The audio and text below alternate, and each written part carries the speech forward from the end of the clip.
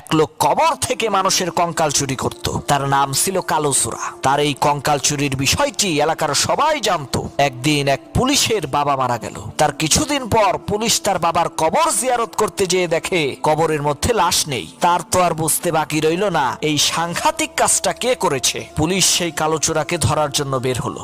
অনেক খোঁজাখুঁজি করেও পুলিশ কালো চোরাকে পেল না।